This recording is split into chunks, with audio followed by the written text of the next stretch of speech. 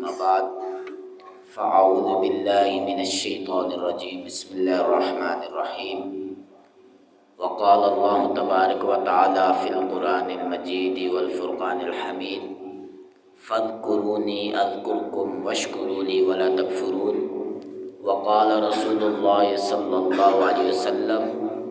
من عادى لله وليا فقد آذنته بالحرب أو كما قال عليه الصلاة والسلام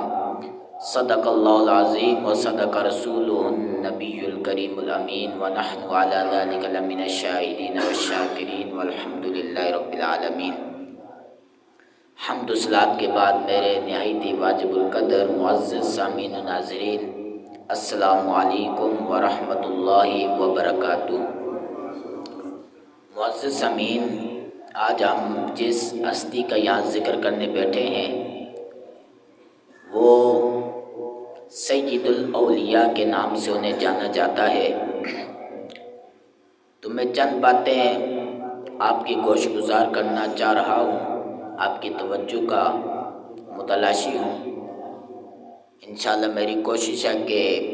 8 سے 9 منٹ آپ کے لوں، لیکن اس میں جب آپ کی کوشش ہوگی، آپ کی توجہ ہوگی تو انشاءاللہ بہت ساری چیزیں میں آپ کو دے سکوں گا۔ معزز سامعین، اللہ تبارک و تعالی قرآن مجید میں ارشاد فرماتا ہے فَاذْكُرُونِي أَذْكُرْكُمْ، کہ تم میرا ذکر کرو تو میں تمہارا ذکر کروں گا۔ تو اللہ تبارک و تعالی نے اس آیت کریمہ میں جو ارشاد فرمایا کہ فَاذْكُرُونِي أَذْكُرْكُمْ، کہ تم میرا ذکر کرو میں تمہارا ذکر کروں گا، تم میرا ذکر کرو میں تمہارے چرچے کروں گا، اور فرمایا وَاشْكُرُوا لِي وَلَا تَكْفُرُونَ، تم میرا شکر ادا کرنا، میری ناشکری نہ کرنا۔ تو حضور سیدنا غوث اعظم رضی اللہ تعالی عنہ، آپ کی جو ذات بابرکات ہیں، آپ کی جو سیرت مبارکہ ہے، اس میں ہمیں یہی چیز نظر آتی ہے کہ آپ نے اللہ تبارک و تعالی کو ہمیشہ یاد رکھا، اور اس کی برکات یہ ہیں کہ کتنی صدیاں گزر گئی لیکن وہ اس دنیا سے جانے کے باوجود آج بھی زندہ ہے، ہمارے دلوں میں موجود ہیں۔ آپ کی سیرت مبارکہ موجود ہے، آپ کا کردار ہمارے سامنے موجود ہے۔ وجہ کیا ہے کہ اتنا عرصہ ہو گیا وہ چلے گئے، لیکن آج بھی ان کے چرچے موجود ہیں، ان کا ذکر موجود ہے۔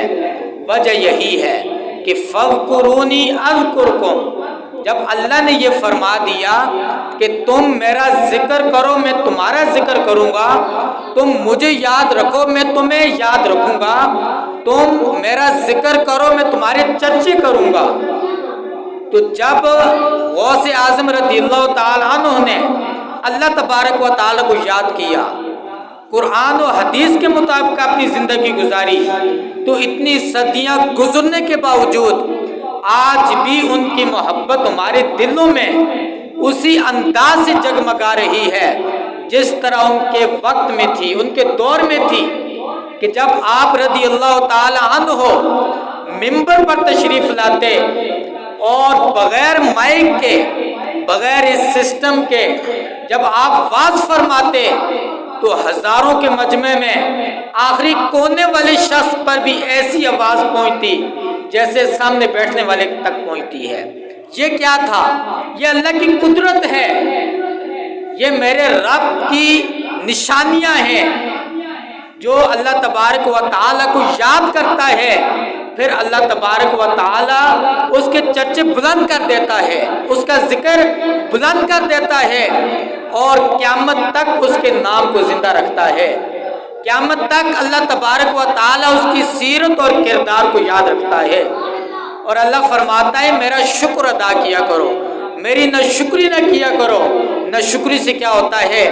اللہ تبارک و تعالیٰ دوسرے مقام پر ارشاد فرماتا ہے اے میرے بندو، اگر تم میرا شکر ادا کرو گے لَأَزِيدَنَّكُمْ، پھر میں اس نعمت میں اور اضافہ کر دوں گا، اور اگر تم نے میری ناشکری کی تو پھر وہ نعمت میں تم سے لے لوں گا۔ پھر تم پر عروج کے بجائے زوال آنا شروع ہو جائے گا۔ تو اگر ہم یہ چاہتے ہیں کہ اللہ تبارک و تعالی ہماری عزت میں اضافہ کرے، ہمارے عروج میں اضافہ کرے، ہمارے مقام میں اضافہ کرے، تو اس کی واحد چیز یہی ہے، واحد حل یہی ہے کہ ہم اللہ کے شکر گزار بندے بن جائیں، ہم اللہ کا شکر ادا کرنے والے بن جائیں اور اللہ کی ناشکری سے بچیں۔ اللہ تبارک و تعالیٰ کے جو نیک بندے ہوتے ہیں ان کا مقام کیا ہے؟ میرے آقا فرماتے ہیں من عادى للہ ولیا فقد آذنت بالحرب۔ حدیث قدسی ہے، میرے آقا فرماتے ہیں کہ اللہ تبارک و تعالیٰ فرما رہا ہے کہ جو میرے بندے سے بغض رکھتا ہے، جو میرے دوست سے نفرت رکھتا ہے، میرے دوست سے دشمنی رکھتا ہے، فرمایا من عادى للہ ولیا فقد آذنت بالحرب، پھر وہ میرا اعلان بھی سن لے۔ میرا اعلان یہ ہے کہ میری اس کے ساتھ اعلان جنگ ہے۔ یہ اللہ تبارک و تعالیٰ فرما رہا ہے، یہ حدیث قدسی ہے جو میرے آقا کی زبان مبارک سے نکلی، اور میرا رب اس میں فرما رہا ہے کہ جو میرے نیک بندے سے دشمنی رکھتا ہے، میرے نیک بندے سے نفرت رکھتا ہے، میرے نیک بندے سے بغض رکھتا ہے، فرمایا فقد آذنتہ بالحرب، پھر میرا اعلان یہ ہے کہ اس کے خلاف میرا اعلان جنگ ہے۔ معزز سامعین، جتنے بھی گناہ ہیں جب ہم ان پر نظر دوڑاتے ہیں، ان پر غور کرتے ہیں، تو ان میں دو گناہ ایسے ہیں کہ اللہ تبارک و تعالیٰ فرما رہا ہے کہ میرا ان کے خلاف اعلان جنگ ہے۔ وہ دو گناہ کون سے ہیں؟ ایک تو یہی گناہ ہے کہ ہم اللہ کے نیک بندے سے نفرت رکھیں، اللہ کے نیک بندے سے بغض رکھیں، اس سے دشمنی رکھیں، اس کے خلاف ہم معاذ قائم کریں، اس کی مخالفت میں ہم کھڑے ہو جائیں۔ فرمایا ایسے شخص کے خلاف اللہ کا اعلان جنگ ہے۔ اور دوسرا شخص وہ ہے جو سود کا کاروبار کرتا ہے۔ پارہ نمبر 3 میں اللہ ارشاد فرماتا ہے کہ ایسے بندے کے بھی خلاف میرا اعلان جنگ ہے، جو سود لے یا دے یا کسی قسم کا سود کا کاروبار کرے۔ یہ دو گناہ ایسے ہیں کہ اللہ تبارک و تعالیٰ فرماتا ہے کہ ان کے خلاف میرا اعلان جنگ ہے۔ معزز سامعین، میں آپ سے پوچھتا ہوں کہ اگر ہم اللہ کے خلاف ایسا قدم اٹھائیں کہ جس کی سزا ہمیں یہ ملے کہ اللہ فرمائے کہ تمہارے ساتھ میرا اعلان جنگ ہے، تو ہم کیسے کامیاب ہو سکتے ہیں؟ ہم اللہ کے نیک لوگوں کو چھوڑ کر ہمارا ڈر اور کون ہو سکتا ہے؟ ہم کیسے کامیاب ہو سکتے ہیں؟ تو اس حدیث مبارکہ سے پتہ یہ چلا کہ اگر ہم کامیاب ہونا چاہتے ہیں تو ہم نے اللہ کے نیک بندوں کا دامن تھامنا پڑے گا،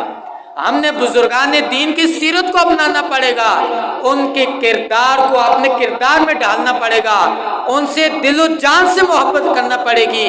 میرے آقا فرماتے ہیں جس کا مفہوم یہ ہے کہ اے ابن آدم، تم جب صبح کرو وہ اس حالت میں ہو کہ یا تو تم نیک لوگوں سے، علماء سے محبت کرنے والے ہو، اور اگر ایسا نہیں ہے تم تعلیم حاصل کرنے والے طالب علم بن جاؤ، اور اگر ایسا بھی نہیں ہے تم تعلیم دینے والے یعنی استاد بن جاؤ، اور اگر ایسا بھی نہیں ہے تو پھر تم ہلاکت کے لیے تیار ہو جاؤ۔ پھر ہلاکت کے علاوہ تمہارے لیے کوئی اور چیز نہیں ہو سکتی۔ یہ حدیث مبارکہ کا مفہوم ہے۔ تو میرے آقا صلی اللہ علیہ وسلم کی جب ہم اس فرمان پر بھی غور کرتے ہیں تو ہم پر یہ چیز واضح ہو جاتی ہے کہ اللہ کے جو نیک بندے ہوتے ہیں، اللہ کے جو قریبی دوست ہوتے ہیں، جو اولیاء کرام ہوتے ہیں، اللہ کے ہاں ان کا کتنا بلند مقام اور مرتبہ ہے، ان کا جو اسٹیج ہے وہ کتنا بلند اور اعلیٰ اسٹیج ہے کہ ہمیں مجبور کیا گیا ہے، ہمارے لیے لازم اور ضروری قرار دیا گیا ہے کہ ہم ان کے ساتھ محبت بھی رکھیں، ان کے ساتھ دوستی بھی رکھیں، اور ہر قسم کا ان کے ساتھ تعاون بھی کریں۔ اللہ تبارک و تعالیٰ قرآن مجید میں ارشاد فرماتا ہے، فرمایا انما ولیکم اللہ ورسولہ والذین آمنوا الذین یقیمون الصلاۃ ویؤتون الزکاۃ وہم راکعون۔ فرمایا بات صرف یہی ہے کہ جو اللہ تبارک و تعالیٰ کی ذات ہے وہ بھی تمہاری مددگار ہے، وہ تمہاری مدد کرتی ہے اللہ تبارک و تعالیٰ کی ذات۔ فرمایا اللہ کے رسول بھی تمہارے مددگار ہیں، وہ بھی تمہاری مدد کرتے ہیں۔ اور فرمایا وہ لوگ جو ایمان لائے اور اس کے ساتھ وہ نماز قائم کرتے ہیں، وہ زکوٰۃ ادا کرتے ہیں، وَهُمْ راکعون، اور وہ رکوع کرتے ہیں، اللہ کی بارگاہ میں جھکتے ہیں، فرمایا وہ بھی تمہارے مددگار ہیں۔ تو اس آیت کریمہ سے ہمیں پتہ چلتا ہے کہ اللہ بھی ہمارا مددگار، اللہ کے رسول بھی ہمارے مددگار، اور جو مومنین ہیں، جو نیک اور صالح لوگ ہیں، وہ بھی ہمارے مددگار ہیں۔ تو یہ کوئی عام لوگ نہیں ہیں،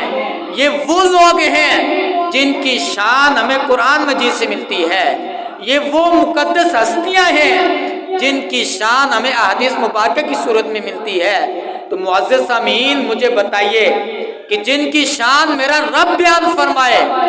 جن کی شان اللہ کے رسول خود بیان فرمائے، ان کی شان کو اگر میں اور آپ بیان نہ کریں، ان کے چرچے نہ کریں، تو اس سے ان کی شان گھٹ نہیں جاتی، بلکہ ہم خود محروم ہو جائیں گے۔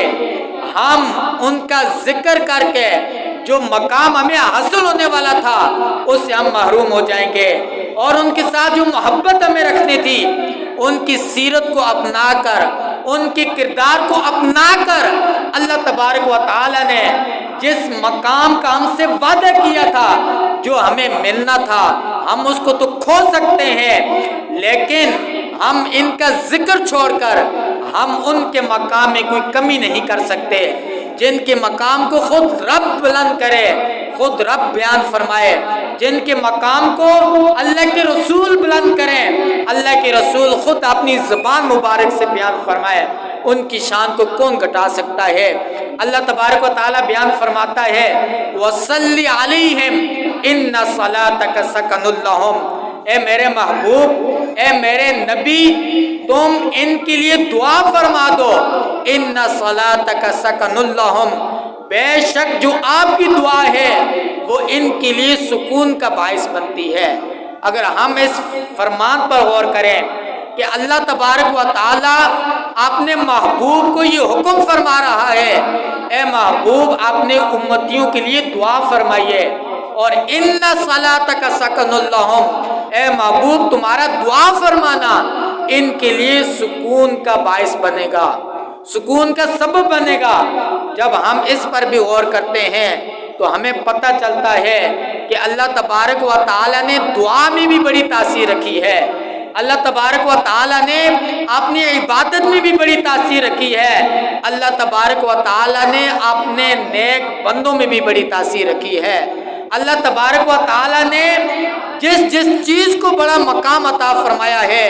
اور جس نے بھی اللہ کے ساتھ دوستی کی ہے، اللہ کے محبوب کے ساتھ دوستی کی ہے، اللہ کے نیک بندوں کے ساتھ دوستی کی ہے،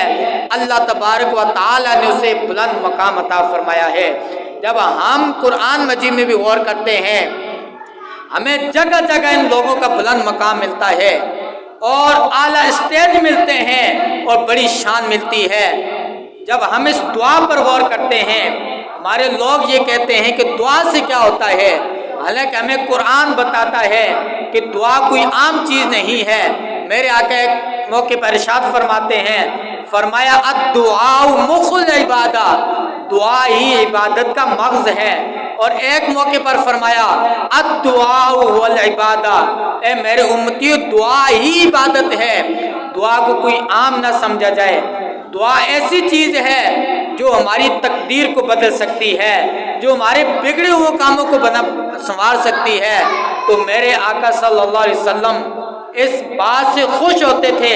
کہ کوئی امتی میرے سے دعا کا عرض کرے، اور اگر کوئی امتی اپنے آقا سے دعا کروانا چاہتا ہے، اس کا ایک ہی حل ہے، اس کا ایک ہی فارمولہ ہے، اور وہ یہ ہے کہ وہ اپنے نبی پر درود شریف کی کثرت کیا کرے۔ جب ہم اپنے نبی پر درود شریف کی کثرت کریں گے تو اس کا صلہ ہمیں یہ ملے گا کہ میرے نبی صلی اللہ علیہ وسلم اس کا بدلہ ہمیں یہ دیں گے